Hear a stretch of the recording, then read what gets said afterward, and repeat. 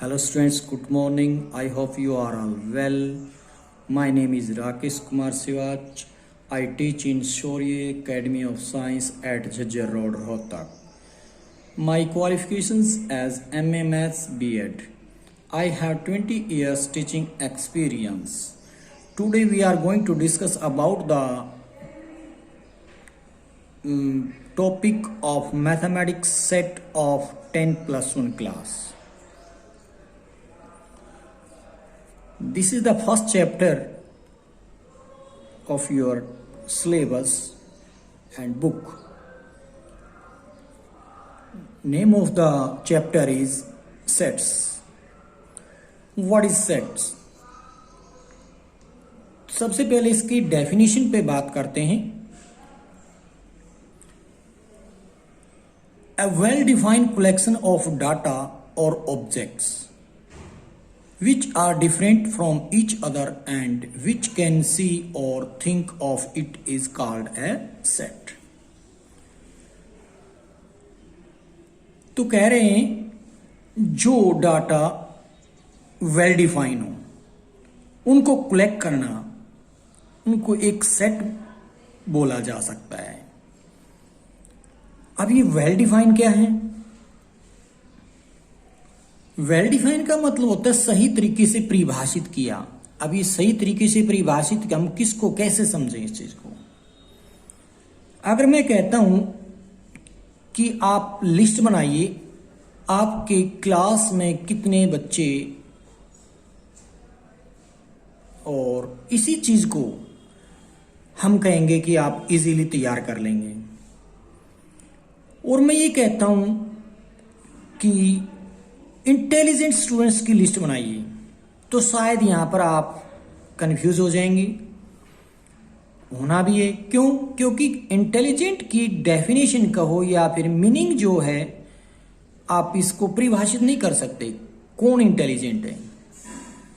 ये मत मान के चलिए कि जो अच्छे मार्क्स लेता है, अच्छे मार्क्स स्कोर करता है वही इंटेलिजेंट है. नहीं, क्योंकि बहुत सारे एग्जाम्पल आपने देखे होंगे जो बच्चे फेल हो जाते हैं एकेडमिक सिलेबस में, उसके बाद भी वो अपने देश के लिए नाम बना लेते हैं. कैसे? मान लीजिए कोई बच्चा फेल हो जाता है और वो बाहर आकर ऐसा इन्वेंशन कर देता है जो पूरी मानव जाति के लिए एक बहुत काम आने वाली चीज हो. आप उसको इंटेलिजेंट कहोगे कि नहीं कहोगे? तो मतलब ये हुआ कि एक फेल बच्चा भी इंटेलिजेंट हो सकता है, और ये भी कोई जरूरी नहीं है जो 100 में से 100 मार्क्स लेता है वो इंटेलिजेंट है. तो वही कहना चाहूंगा मैं कि वेल डिफाइन का मतलब जो अच्छे से परिभाषित हो. तो अब वो डाटा डिफरेंट होनी चाहिए और उनके बारे में हम सोच सकते हैं, उनको देख सकते हैं. ऐसी चीजें होती हैं सेट के अंदर. इसको शॉर्ट फॉर्म में अगर मैं कहूं, a well defined collection of data is called a set. इसके बाद हम बात करते हैं एलिमेंट और मेंबर ऑफ सेट. एक सेट के एलिमेंट किसको कहेंगे, मेंबर किसको कहेंगे? The objects which belong to a set are called its member और एलिमेंट. बिलोंग का मतलब होता है उसके अंदर होना, उससे संबंध रखना. कोई भी ऑब्जेक्ट जो कि उस सेट के अंदर होगा वो एलिमेंट बोला जाएगा. Representation of a set. एक सेट को रिप्रेजेंट करने के दो तरीके हैं. There are two ways by which the set can be represented. Roster form, जिसका नाम दूसरा है tabular form. The set builder form, जिसको आप रूल मेथड भी बोल देते हैं. जनरली हम रोस्टर फॉर्म और सेट बिल्डर फॉर्म ही पढ़ेंगे इनको. तो ये क्या होता है रोस्टर फॉर्म? तो रोस्टर फॉर्म के अंदर here the element of a set are actually written down. इस सेट के अंदर जो एलिमेंट होते हैं उनको एक्चुअल में लिखा जाता है, यानी कि उनकी लिस्ट दे दी जाती है. सेपरेटेड बाय कोमाज, और कोमा के द्वारा अलग कर दिया जाता है. बीच में कोमा लगाते हैं उन डाटा को अलग करने के लिए। And enclose with in Bragg's, और ब्रैकेट के अंदर उनको इनक्लोज यानी कि बंद कर दिया जाता है। जो ब्रैकेट जो रहेंगी वो कर्ली ब्रैकेट रहेंगी। जैसे यहाँ पर एग्जाम्पल लिया हमने वी, यानी कि नोटेशन की अगर बात करें तो कैपिटल लेटर में नोट करेंगे हम जितने भी नेम होंगे उनके सेट के, कभी भी स्मॉल लेटर में नाम नहीं रखा जाएगा। सेट वी क्या है, कर्ली ब्रैकेट स्टार्ट ए कोमा ई कोमा ई के बाद आई है कोमा ओ फिर कोमा यू। ये क्या चीज है, वावल है इंग्लिश अल्फाबेट में। तो इन सभी को कोमा के सहारे से सेपरेट करके कर्ली ब्रैकेट में क्लोज कर दिया गया है।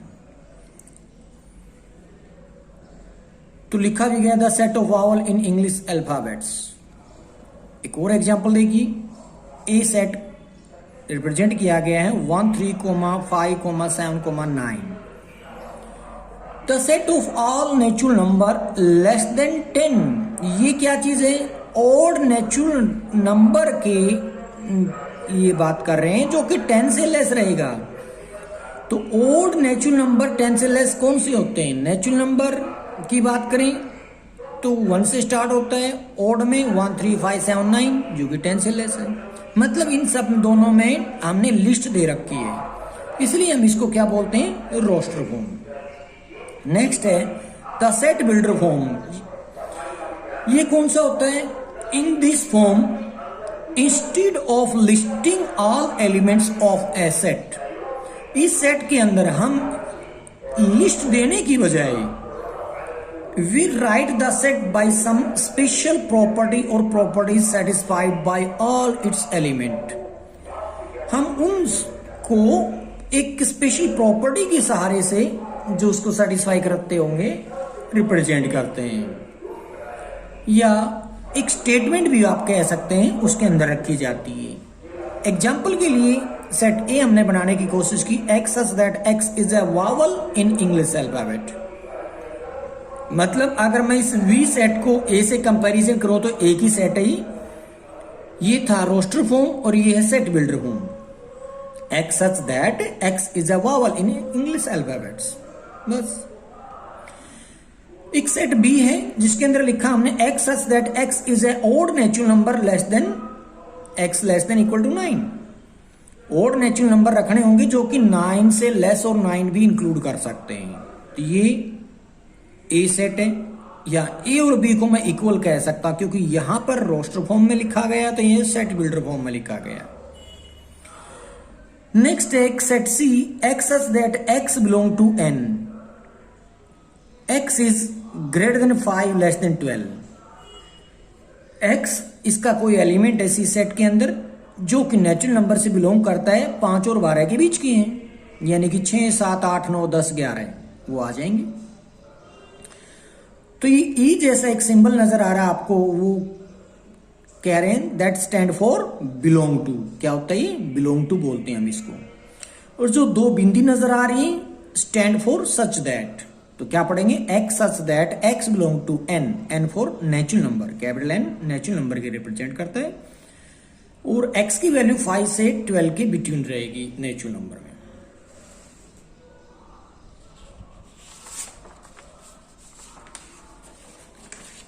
आगे है फाइनाइट सेट।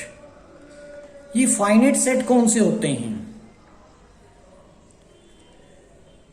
तो सेट के बारे में हमने पढ़ा, दो तरीके से हमने बात की है लिखने की, रोस्टर फॉर्म और सेट बिल्डर फॉर्म। उसके बाद आता है सेट की फाइनाइट के अंदर। बट उससे पहले एक बार फिर से थोड़ा सा मोटा मोटा देखें हम तो क्या बनता है। दो टाइप थी अपने जो सेट के बारे में पढ़ा, सेट बिल्डर फॉर्म और रोस्टर फॉर्म। अगर मैं इस चीज को आम भाषा में समझाने की कोशिश करूं तो सेट बिल्डर क्या है और रोस्टर फॉर्म क्या है, तो मैं एक एग्जांपल देता हूं इसके लिए। मान लीजिए आपकी मम्मी कहती है जाओ सब्जी ले आओ, और दूसरी तरीके से कहती जाओ आलू प्याज टमाटर भिंडी ले आओ। अब देखिए दो तरीके से बोला गया है। पहले तो कहा उन्होंने जाओ बेटा सब्जी ले आओ, दूसरी बार कहा उन्होंने जाओ बेटा आलू प्याज टमाटर भिंडी ले आओ। तो उसमें दो सेंस हैं। तो पहले की बात करूं यानी कि जाओ बेटा सब्जी ले आओ, तो इसको हम सेट बिल्डर फॉर्म बोल देंगे, क्योंकि उन्होंने केवल स्टेटमेंट दी है, सब्जी के बारे में बताया नहीं, सब्जी की लिस्ट नहीं दी उन्होंने, इसलिए इसको सेट बिल्डर फॉर्म बोलेंगे। और जिसमें ये कहा गया जाओ आलू प्याज टमाटर भिंडी ले आओ, तो इसके अंदर उन्होंने एक तरीके से आपको लिस्ट बना के दे दी। तो लिस्ट के अंदर हम क्या करते हैं, रोस्टर फॉर्म। तो आगे हम सेट के अंदर बात कर रहे हैं finite set. If the elements of a set are finite in number, यानी कि सेट के अंदर जो एलिमेंट है उनकी संख्या अगर फाइनाइट है, then set is called finite set. जैसे कि एक सेट ए रखा हमने 1 5 25 125 इसके एलिमेंट है, तो इसके हमें एलिमेंट का पता है, काउंटिंग कर सकते हैं, फाइनाइट है। बी के अंदर एबीसी 3 एलिमेंट रखी, फाइनाइट है। इनफाइनाइट सेट कौन से होते हैं, if the elements of a set are infinite in number, यानी कि वो सेट जिसके एलिमेंट की संख्या इनफाइनाइट हो, यानी कि पता ना हो कितने हैं, then the set is called an infinite set. जैसे कि एन से रिप्रेजेंट किया 1 2 3 4 5 अप टू सो। तो यहां पर आप काउंटिंग में बता नहीं सकते कि एलिमेंट कितने हैं। डब्ल्यू होल नंबर के लिए रिप्रेजेंट करते हैं, जैसे तो वो सेट में 1 से पहले 0 और डाल दिया हमने, 0 1 2 3 4 अप टू सो। तो ये क्या चीज है, इनफाइनाइट सेट के एग्जांपल है। आगे है singleton set. A set consisting of only one element is called singleton set. ऐसा सेट जिसके अंदर केवल और केवल एक ही एलिमेंट हो, वो सिंगलटन सेट के बोला जाता है। जैसे कि सेट एक से x such that x is even prime number. तो ऐसा प्राइम नंबर जो इवन हो, तो जानते होगे आप 2 होता है, तो उसमें अकेला एलिमेंट आएगा। एक बी सेट लिया हमने जिसके अंदर एलिमेंट आपको साफ साफ नजर आ रहा है 3 है, तो ये क्या है, सिंगलटन सेट के एग्जांपल है। एम्प्टी सेट, नल सेट या फिर वॉइड सेट बोलते हैं, एक ही मतलब है तीनों का। A set consisting of no element is called an empty set, null set और void set and denoted by symbol phi. Phi से डिनोट किया जाता है या फिर करली ब्रैकेट स्टार्ट करके करली ब्रैकेट क्लोज कर दी जाती है। तो क्या चीज होती है, एम्प्टी सेट बोलते हैं, जिसके अंदर एक भी एलिमेंट नहीं होते हैं। इक्वल सेट्स कौन से होते हैं, two set A and B are said to be equal if every element of A is an element of B and every element of B is an element of A. मतलब दो set equal बोले जाएंगे यदि पहले set के element दूसरे set में और दूसरे सेट के एलिमेंट पहले सेट में हो। एग्जाम्पल के लिए ए सेट रखा हमने 3 7 9 इसके एलिमेंट रखे, बी एक और सेट रखा जिसमें 7 9 3 एलिमेंट है।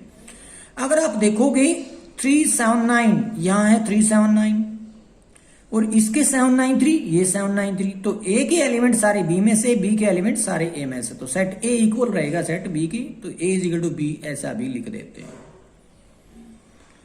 तो आज आपको करना क्या है, दोबारा से इन लेक्चर को एक बार अपनी नोटबुक में जो जो टॉपिक हमने डिस्कस किए हैं उतारना है और उसके बाद इन सभी को गहराई से समझने की कोशिश करनी, जितने भी हमने टॉपिक पढ़े हैं। तो मेनली सेट्स के डेफिनेशन, एलिमेंट क्या होते हैं, किसको बोला जाता है, सेट को रिप्रेजेंट किस तरीके से करते, कितने तरीके होते हैं, और उसके बाद टाइप ऑफ सेट कह लो या यूं कह लो, हमने उसमें से बात की finite set, infinite set, singleton set, empty, null और वाइड सेट, इक्वल सेट। तो ये जरूरी है आपको इसके बारे में अपने हाथ से राइट डाउन करने के लिए नोटबुक। Thank you.